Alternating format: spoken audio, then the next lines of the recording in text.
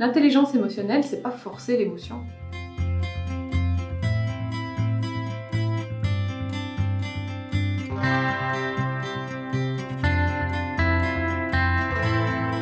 C'est sûr qu'en entreprise, on peut rencontrer des personnes, particulièrement en entreprise, qui ont fait le choix de ne pas toucher à leurs émotions.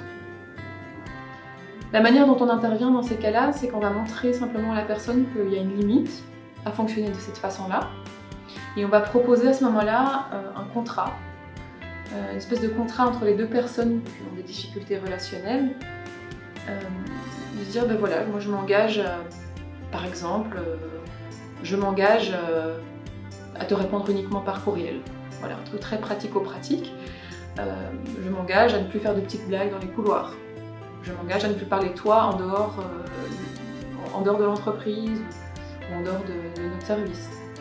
Donc il y a toute une série d'engagements qui vont se faire des deux côtés.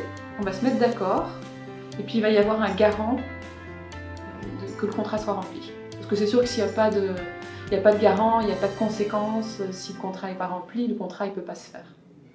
Mais donc on agit d'une toute autre manière et on accepte. Voilà, on accepte que ça se passe d'une autre façon et qu'il y a des limites chez la personne.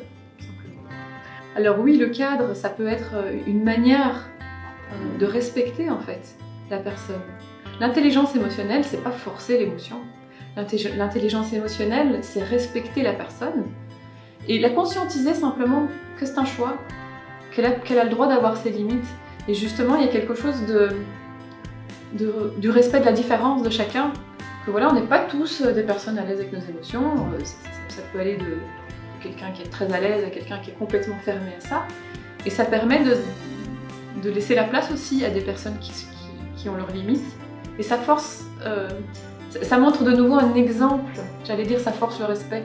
Ça montre un exemple de comment est-ce qu'on agit avec une personne dont on n'a pas du tout envie de se séparer, mais qui a du mal avec ses